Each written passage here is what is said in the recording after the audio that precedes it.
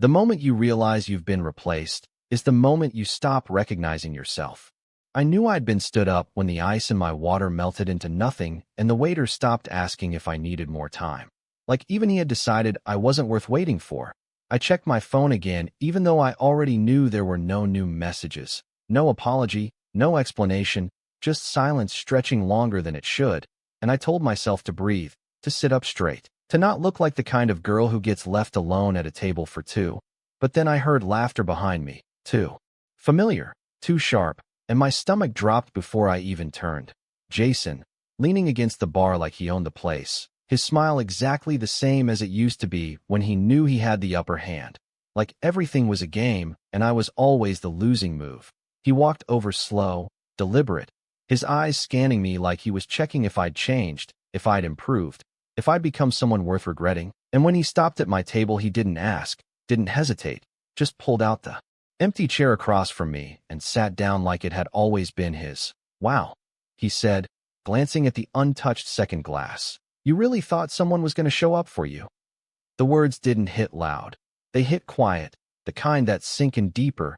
His friends chuckled from a distance, not even trying to hide it, and I felt it again, that shrinking feeling, like I was back in his apartment, back in those nights where I questioned everything about myself just to keep him from walking away. Except this time he had already walked away, and still somehow found a way to make me feel like I was the one left behind. "I'm fine, Jason," I said, but my voice didn't sound like mine. It sounded smaller, thinner, like it was trying not to be heard. He leaned forward, elbows on the table, invading the little space I had left. "You're not fine, Emily. You never were. That's why you're here, right? Blind dates, hoping someone sticks."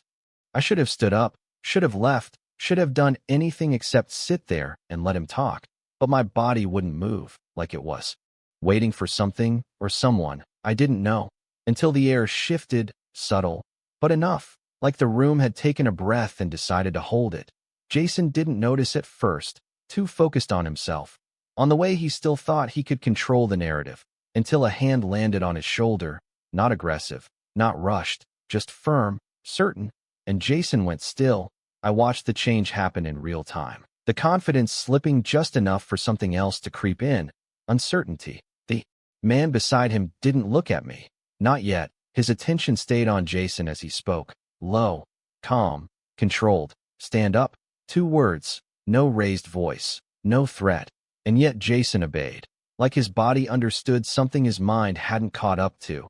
The chair scraped softly against the floor as he was pulled to his feet, and only then did the man shift slightly, his presence filling the space Jason had just occupied. "You're in my seat," he said, and it wasn't a question, wasn't even a warning. It was a fact, simple and undeniable. The restaurant had gone quiet around us, conversations fading into nothing, and I realized something I hadn't felt all night. I wasn't invisible anymore, but I didn't know if that was a good thing yet, because the man who had just taken that chair wasn't just stepping in, he was taking over. And when his eyes finally met mine, steady, unreadable, I felt something unfamiliar settle in my chest. Not fear, not exactly. Something heavier, something that said my night hadn't just changed, it had been claimed, and I had no idea what that meant yet. Jason let out a nervous laugh that did not belong to him, the kind that tries to pretend everything is still under control even when it is not. And he glanced around like he was waiting for someone to step in and fix this for him. But no one did, not his friends, not the staff, not even the noise of the restaurant which had quietly disappeared, like the entire place had decided to watch instead. "Look, man, I did not know this was your table," he said, his voice losing that sharp edge it had just seconds ago, and the man in front of him did not respond right away. He simply adjusted the chair, slow, precise. Like Jason was no longer part of the equation, like he had already been dismissed. "Then now you know," he said finally, calm, effortless, and something about the way he said it made it clear that this was not about a chair. It was never about a chair. Jason swallowed, his eyes flickering toward me for just a second, like he wanted me to say something, to defend him, to return to the version of myself that used to make excuses for him. But that version of me felt very far away now, like a voice I could barely hear anymore. "Emily," Jason tried again, softer this time, almost careful. "I was just joking. You know how I am." And I did know.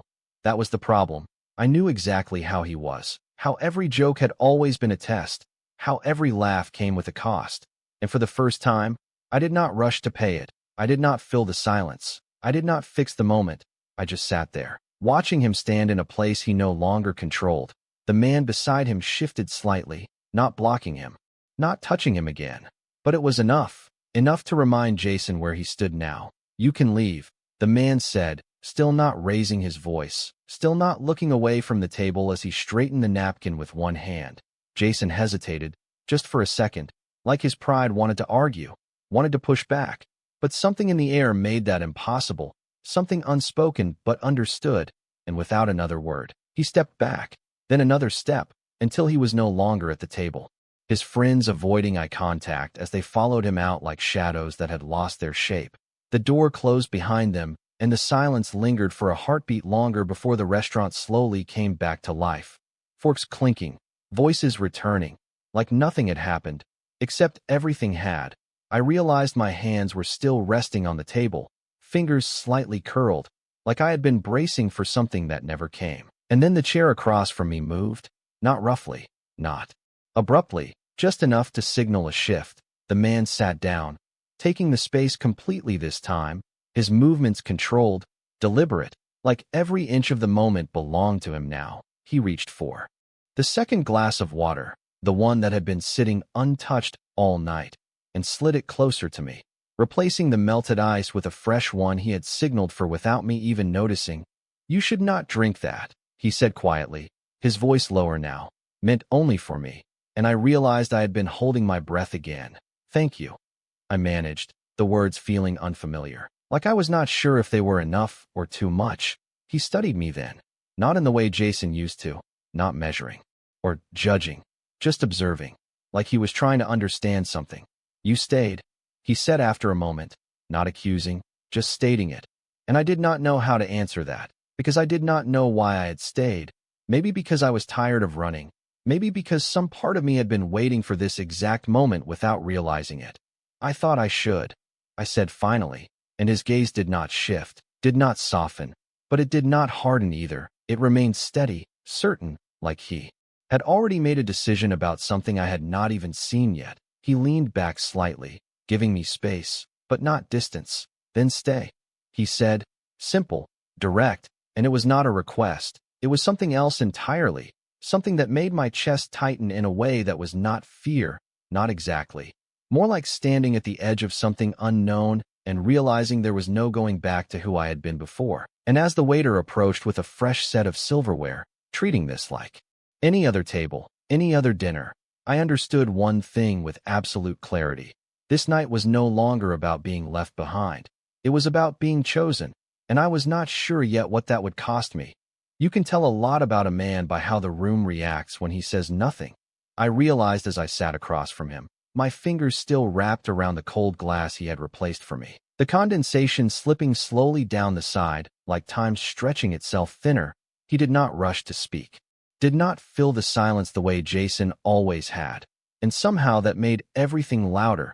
The clink of silverware, the quiet glances from nearby tables, the way the waiter stood just a little straighter when he approached us. Like even he understood there were rules here he had not been taught. "What is your name?" the man asked finally, his voice even, controlled, and I hesitated for half a second, not because I did not know the answer, but because saying it felt like stepping into something I could not undo. "Emily," I said, and he nodded once. Like that confirmed something he had already suspected. "Emily," he repeated, slower, like he was committing it to memory rather than hearing it for the first time, and I realized then that he had not told me his name, had not offered anything about himself, just taken control of the moment and left me to catch up. "And you are," I started, but the words did not come out as strong as I wanted. They came out careful, measured, like I was aware of the space between us and what it meant. His gaze held mine, steady, unflinching. "Adrian," he said, nothing more, no last name, no explanation, just a name that somehow carried more weight than it should have, like it belonged to something larger than the man sitting in front of me. The waiter returned then, placing a menu in front of him without asking, without hesitation, like this was routine, like Adrian being here meant things simply happened. "You have not ordered," Adrian said, glancing briefly at my untouched place setting, and I shook my head. Suddenly aware of how long I had been sitting here doing nothing but waiting, I was going to leave, I admitted, and his expression did not change, but something in his eyes sharpened slightly. Not disapproval, not quite, more like a recalculation. "You did not," he replied, simple, factual, and I could not tell if that was a question or a statement. "No," I said quietly, and for a moment neither of us spoke.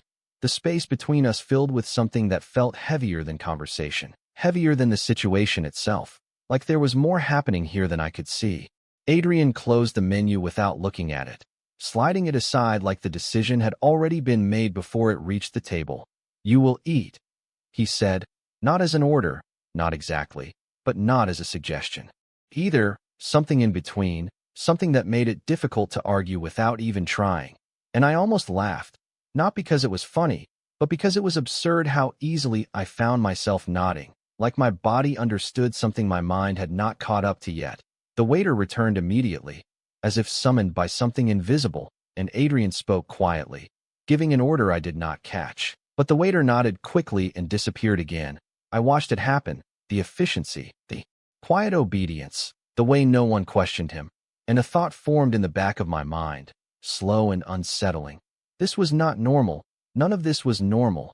"You knew him," Adrian said after a moment, bringing my attention back to him, and I exhaled slowly, the question landing heavier than I expected. "Yes," I answered, and he waited, not pushing, not interrupting, just giving the silence room to expand until I filled it. "He is my ex," I added, and Adrian's gaze did not soften, but it did change, just slightly, like a piece of the puzzle had clicked into place. "He spoke to you like you still belonged to him," Adrian said, his tone calm. But there was something under it now, something quieter, more deliberate, and I felt my chest tighten, not because he was wrong, but because he was not supposed to see that, not supposed to understand it that quickly. "He is used to things staying the same," I said, choosing my words carefully, and Adrian leaned back slightly, his eyes never leaving mine. "Things change," he said, and it was not reassurance. It was certainty, the kind that does not ask for permission, and before I could respond, before I could decide what that meant for me, the waiter returned with our food, placing it carefully in front of us like this had always been the plan, like this night had always been meant to unfold this way. And as I looked down at the plate I had not chosen, sitting in front of a man I did not know, in a moment I had not expected, I realized something that made my pulse quicken in a way I could not ignore. This was no longer just a dinner. This was the beginning of something I did not understand, and somehow, I was already part of it. The most dangerous thing about feeling safe is forgetting why you never felt that way before. The thought came quietly as I stared at the plate in front of me, the food still untouched, steam rising in slow curls like it was trying to remind me this was real, that I was here, sitting across from a man who had changed the entire atmosphere of a room, without raising his voice. Adrian picked up his glass with measured ease, taking a sip like nothing about this moment was unusual to him, like this was just another dinner, another night, another table, while I sat there trying to understand how everything had shifted so quickly. "You are thinking too much," he said without looking at me, his voice calm, almost observational, and I blinked, caught off guard by how easily he had read me again. "Am I that obvious?" I asked, attempting a light tone, but it came out softer than intended. He set the glass down carefully, the faint sound against the table louder than it should have been.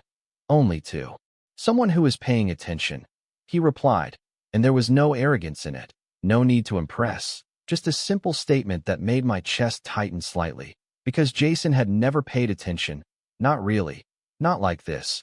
Adrian picked up his fork then, taking a small bite, not rushing, not watching me, giving me space in a way that did not feel like distance, and something about that made it easier to breathe, easier to reach for my own fork, even if my hand hesitated for a second before moving. The first bite felt unfamiliar, like I had forgotten how to exist in a moment that was not defined by tension.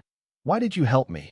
I asked after a while, the question slipping out before I could stop it, because it had been sitting there since the moment he stepped in, heavy and unanswered. Adrian did not respond immediately. He finished his bite, placed the fork down with the same controlled precision. And only then did his eyes meet mine again, steady, unreadable. He was disrespectful, he said simply, and I almost smiled at how incomplete that answer felt. People are disrespectful all the time, I replied, tilting my head slightly. You do not pull them out of chairs for it. His gaze held mine for a second longer this time, like he was deciding how much to say, how much I needed to know. Not all people, he corrected, and something in the way he said it made it clear that there were lines I could not see, rules I did not understand, and he operated within them without hesitation. I leaned back slightly, studying him now, trying to piece together the fragments he was giving me, the control, the awareness, the way the room had reacted to him, the way Jason had changed. The second he touched him. You knew who he was, I said slowly. Not quite a question, and Adrian did not deny it, did not confirm it either. He simply watched me, letting me reach my own conclusion, and that silence told me more than any answer could have. And you still stepped in, I added, and for the first time, something almost like a shadow crossed his expression, not doubt, not hesitation, something deeper, something quieter. Especially because of that, he said, his voice lower now. And I felt a chill move through me, not fear, but awareness, like I was standing at the edge of something I could not fully see yet. The waiter returned briefly to refill our glasses, moving quickly, respectfully, and Adrian barely acknowledged him. But the man nodded anyway before stepping away, like the acknowledgement was not needed. I glanced around the restaurant then, noticing how people looked away when my eyes met theirs, how no one lingered too long, and it clicked, slowly but undeniably. This was not just about confidence or presence. This was something else, something built, something earned or taken. I turned back to Adrian, my voice quieter now, more careful. Who are you? I asked, and this time, the question stayed between us, heavier than anything I had said before. Adrian leaned back slightly, his expression unchanged, but his eyes sharpened just enough to make my breath catch. Not because of what he was about to say, but because of what he might choose not to. Someone who does not like seeing things out of place, he answered finally. And it was not the answer I expected, not even close, but it was the one he gave, and somehow it felt more honest than anything else. Could have been. I let out a small breath, my fingers brushing lightly against the edge of the table, grounding myself in something real, something steady, because everything else felt like it was shifting, evolving into something I could not control. And I was out of place, I said, more to myself than to him. And Adrian's gaze softened just a fraction, barely noticeable, but enough. No, he said, quiet, certain. You were exactly where you were supposed to be. And the way he said it made something inside me pause, like a piece of me had been waiting to hear that, even if I did not know it until now. And as the weight of his words settled, I realized this night was not just about what had happened. It was about what was coming next, and I was no longer sure I wanted to walk away from it. Some people do not enter your life. They rearrange it.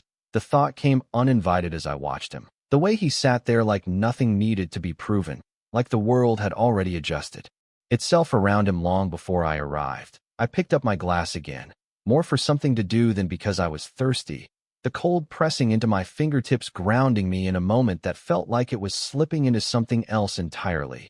You talk like everything has a place, I said quietly, my eyes drifting back to him, searching for something real beneath the control. Adrian did not look surprised by the observation. If anything, he seemed to expect it.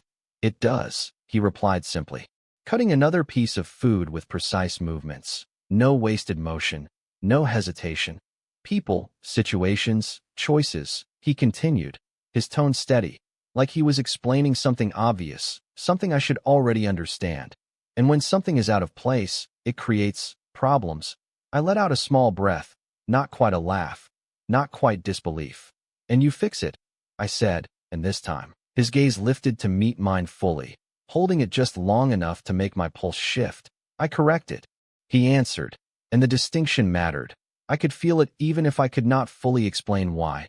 I leaned back slightly, studying him again, the quiet confidence, the absence of doubt, the way he spoke.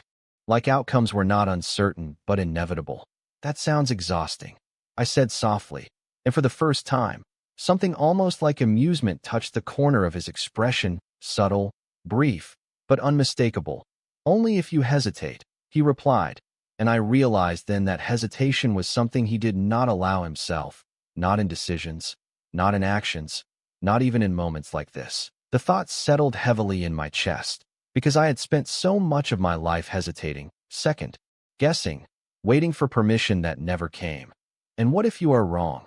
I asked, the question leaving my lips before I could stop it, because it felt important, because it felt like the only way to understand him. Adrian did not react immediately. He set his fork down, his fingers resting lightly against the edge of the table, and for a moment, the silence stretched between us again, but this time it felt different, deeper, like I had stepped closer to something he did not often reveal. I am not, he said finally, and there was no arrogance in it, no need to impress, just certainty, the kind that made my breath catch because it did not leave room for doubt. Not even a fraction. I looked away for a second, my gaze dropping to the table, tracing the faint lines in the wood, trying to steady something inside me that had shifted too quickly, too suddenly. That must be nice, I murmured, and I meant it more than I expected, because living without doubt sounded like freedom, like something I had never experienced. Adrian's voice softened slightly when he spoke again, not weaker, just closer. It is necessary, he said, and I felt that word settle differently, heavier, like it carried weight beyond the moment. I glanced back up at him, my curiosity growing despite myself. Necessary for what?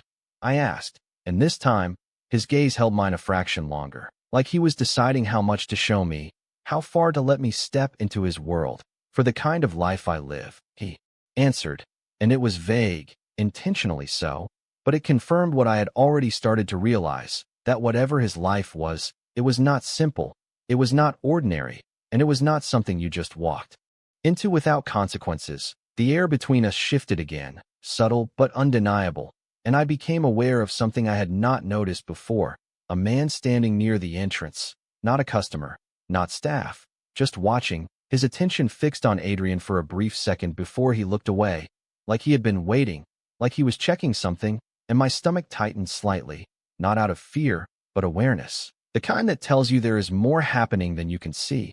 I looked back at Adrian, about to ask another question, something deeper, something that might actually give me an answer, but he spoke first, cutting through my thoughts with quiet precision. You should not stay too long tonight, he said, and the words caught me off guard, pulling me back from wherever my mind had been going. Why? I asked, my voice softer now, more careful, and Adrian's expression did not change, but something in his eyes did, something sharper, more focused.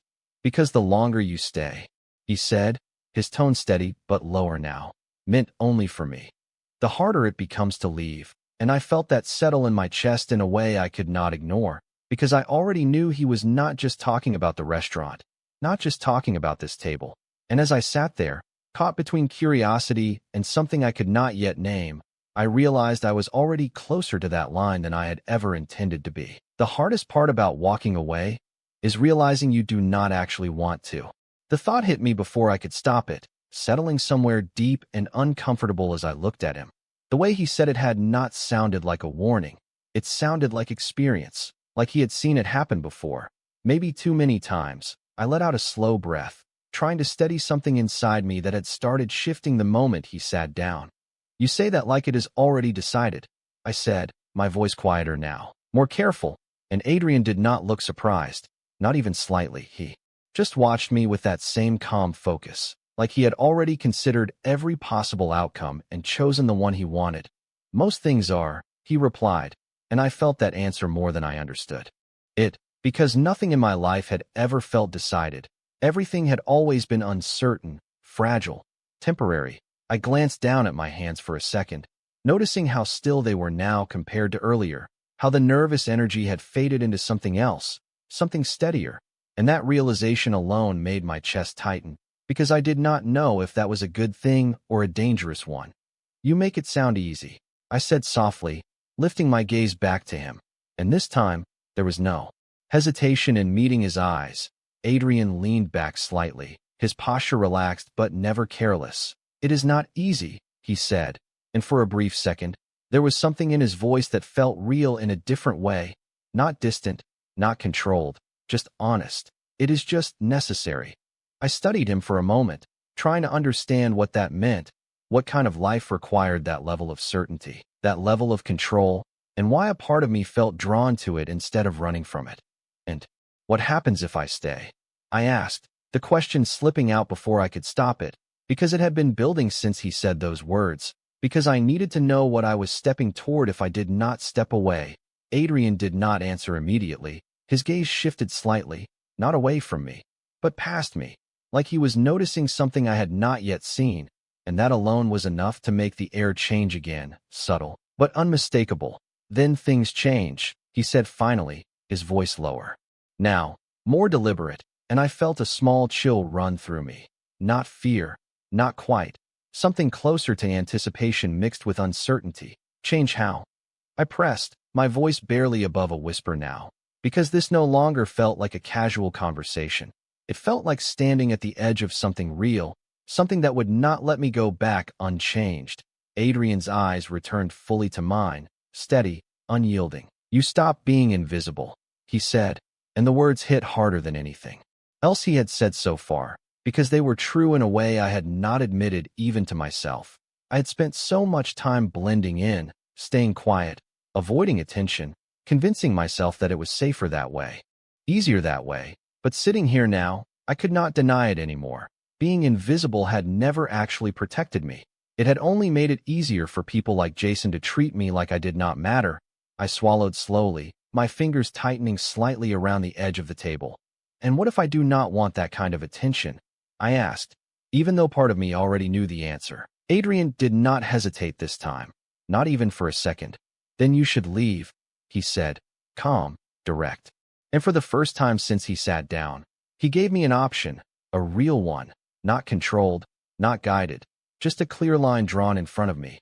I felt my heart beat a little faster, not because of pressure, but because of the weight of the choice, because for once, no one was deciding for me. No one was pushing me in one direction or the other. I could leave, I could stand up, walk out, and return to the version of my life that I understood, the one where nights like this ended with quiet disappointment instead of unanswered questions. But the thought of that felt smaller now, like something I had already outgrown without realizing it. I looked at him again, really looked this time, at the stillness, the control, the certainty, and something inside me shifted in a way I could not ignore. And if I do not leave, I said slowly, my voice steady despite everything. Adrian's expression did not change, but his eyes did, just slightly, like he had been waiting for that question. Like, this was the moment everything tilted. Then you stay. He answered, simple, undeniable, and I felt the weight of those words settle around me. Not heavy, not suffocating, just present, like a door had opened and all I had to do was decide if I was going to walk through it.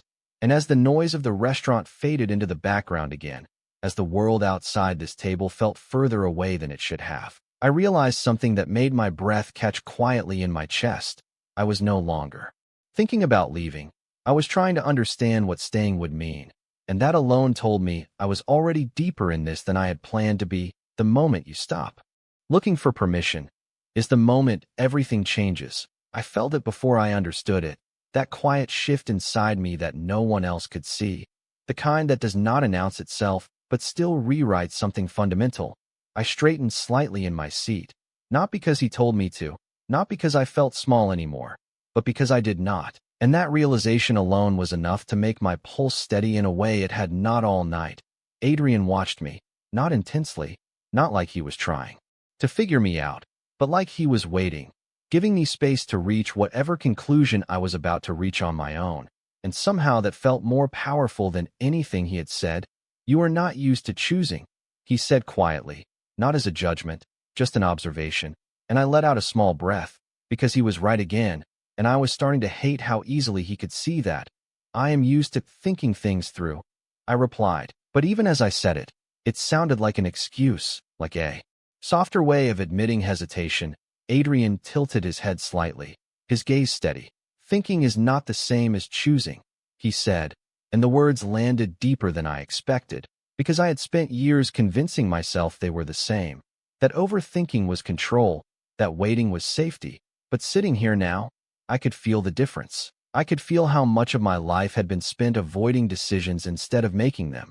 I looked down at my plate for a second, then back up at him, something settling into place inside me. Then I am choosing, I said, the words quieter than I expected, but steady, and for the first time, Adrian did not respond right away. He simply held my gaze, like he was measuring something, not my words, but my conviction, and I did not look away. Not this time. The silence stretched for a second, maybe two, before he gave a small nod, almost imperceptible, but enough, like that was all the confirmation he needed. Good, he said simply, and something about that word felt different. Not approval, not ownership, just acknowledgement, like I had stepped into something willingly instead of being pulled into it. I felt my shoulders relax slightly. Tension I had not noticed finally releasing, and it surprised me how natural that felt, how right it felt to sit here without shrinking, without apologizing for taking up space. So what happens now?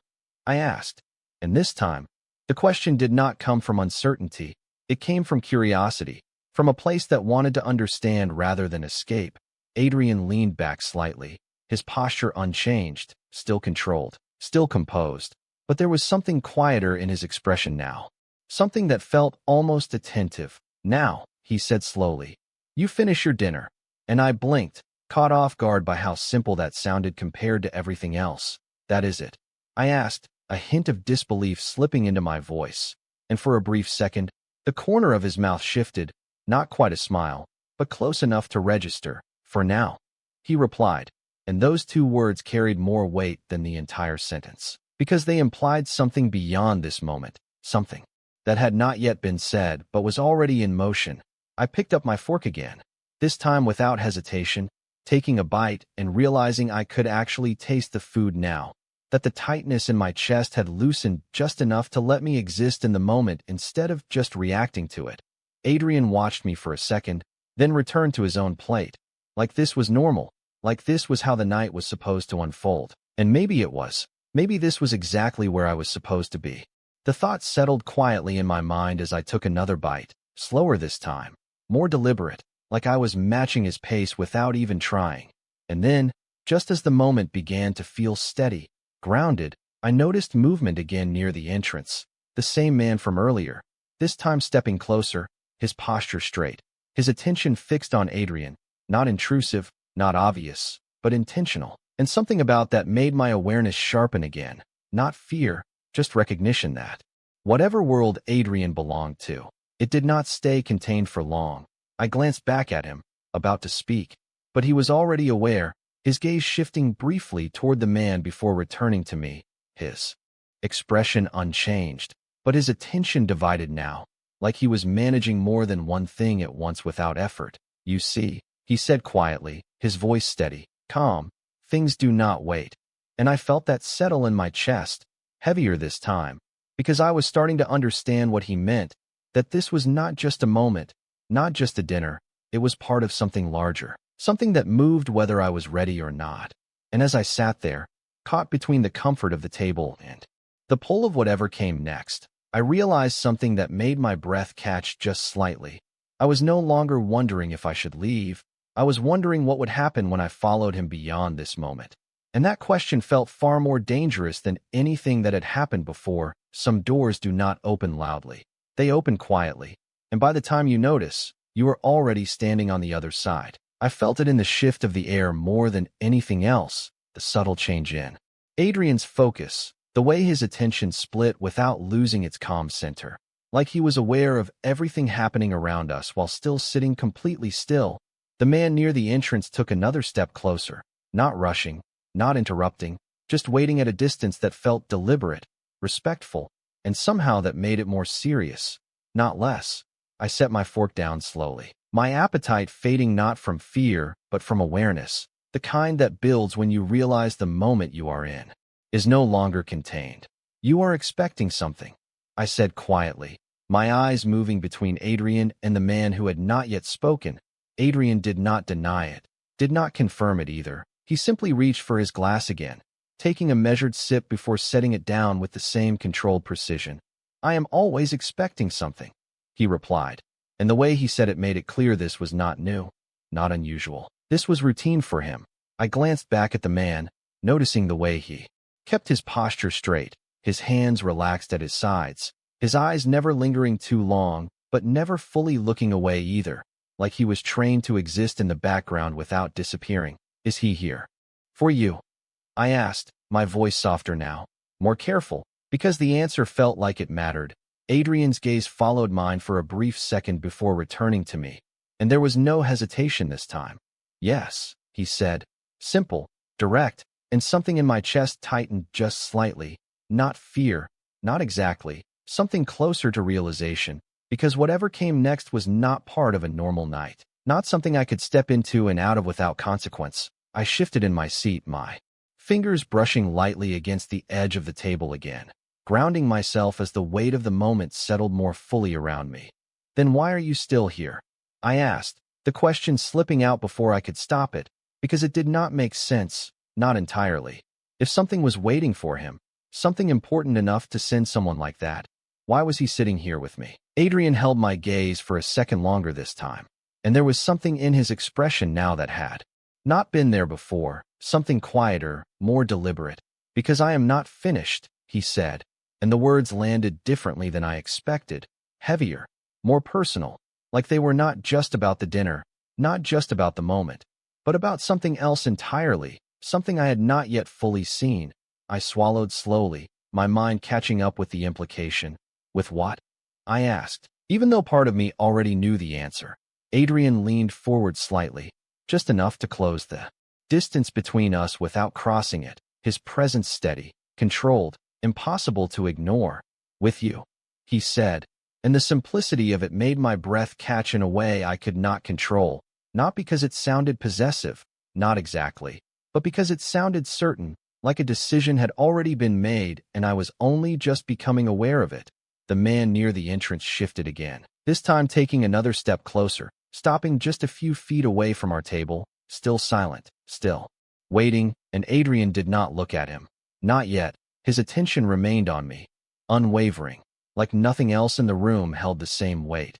You said I should not stay too long, I said, my voice quieter. Now, more measured, because I could feel the moment narrowing, focusing into something sharper. Adrian nodded once, slow, deliberate. That is still true, he replied, and I felt that same tension return, not panic, not fear, just awareness of a line I was standing on. But you are still here, I pointed out, and for the first time, there was a slight shift in his expression, something almost like acknowledgement, like I had finally asked the right question. So are you, he said, and the words settled between us, heavier than anything else, because they were not an answer. They were a mirror, reflecting the choice back to me. The man beside us cleared his throat quietly, not interrupting, just signaling, and Adrian finally turned his head slightly, acknowledging him with the smallest movement, the kind that carried more authority than any words could. It is time, the man said, his voice low, respectful, and I felt my heartbeat pick up just slightly, because whatever came next was no longer contained to this table, no longer part of a controlled moment I could observe from a distance. Adrian stood then, smooth, effortless, like the transition from stillness to action was something he had mastered long ago. And for a second, I thought that was it, that the moment was over, that he would leave and I would stay behind with questions I could not answer. But then he looked down at me, his gaze steady, certain, and something in the air shifted again, sharper this time, more final. Come with me, he said. And it was not a command, not exactly, but it was not a suggestion either. It was something in between, something that felt like a door opening in real time. And as I sat there, my pulse steady but stronger now, I realized this was the moment that mattered, not the dinner, not the conversation, not even the way he had stepped in earlier. This was the moment where I decided if I was going to stay within the life I understood or step into something I did not. And the only thing that scared me more than following him was the thought of never knowing what would happen if I did. The truth is, some choices do not feel like decisions at all. They feel like something you have already said yes to before you even understand the question. My body moved before my mind caught up, my hands slipping from the edge of the table as I stood, the chair shifting quietly behind me. And for a second, everything felt suspended, Like the moment stretched just long enough for me to realize there was no version of this where I stayed sitting. Adrian did not reach for me, did not guide me. He simply waited, his presence steady, certain, like he already knew what I would do. And that should have unsettled me. But it did not. Not anymore. I stepped forward, closing the space between us without hesitation, and something in his gaze changed. Not softer, not warmer, just settled, like a piece had clicked into place exactly where it was meant to be. The man beside him turned without a word, already moving toward the exit, and Adrian followed, not checking if I was behind him, not slowing his pace. Because he did not need to, he knew, and that realization sent a quiet pulse through my chest as I fell into step beside him.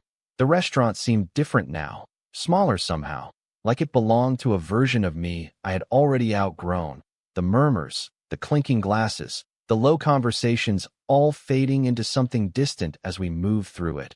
People stepped aside without being asked, their eyes flicking toward Adrian and then away just as quickly, like they understood something I was only beginning to grasp. We reached the entrance in seconds that felt longer than they should have, the cool night air meeting us as the door opened, sharper, clearer, grounding in a way the inside had not been. I took a breath without realizing I had been holding one. The city stretching out in front of me, lights reflecting off the pavement, cars moving in steady lines. Everything normal, everything familiar, and yet none of it felt the same anymore. Adrian stopped just outside, turning slightly to face me, his expression unchanged, but his attention fully on me now. Like this moment mattered more than anything that had just pulled him away from the table. "This is where you decide again," he said, his voice calm, steady, and I felt the weight of that settle instantly. Because he was right. This was another line, another point where I could turn back, walk away, pretend none of this had happened, go home and return to a life that made sense, a life where people did not look at me like I was part of something bigger than myself. But the thought of that felt distant now, like something I had already left behind without realizing it. I looked at him, really looked this time, at the certainty, the control, the quiet intensity that never once demanded anything from me, but still managed to change everything. "You already know what I am going to do," I said softly. And it was not a question.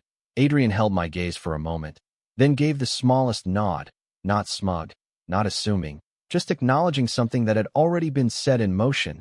"Yes," he said, and for the first time, I did not feel like I needed to prove him wrong. I did not feel like I needed to resist just to feel in control, because this felt like control in a different way, the kind that came from choosing instead of reacting. I stepped closer, just enough to close the space between us completely, my voice steady when I spoke again. "Then I am not leaving." And the words settled between us with a quiet finality, not dramatic, not loud, just real.